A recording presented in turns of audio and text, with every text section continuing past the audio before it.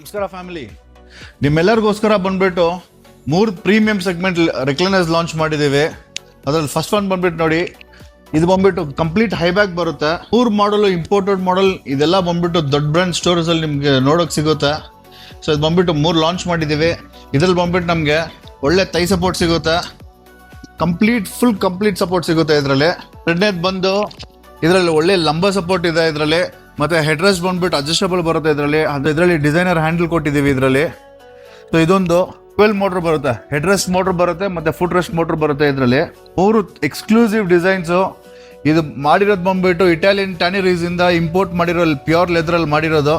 So ಇದರಲ್ಲಿ complete customisation ಸಿಗುತ್ತೆ ನಿಮಗೆ.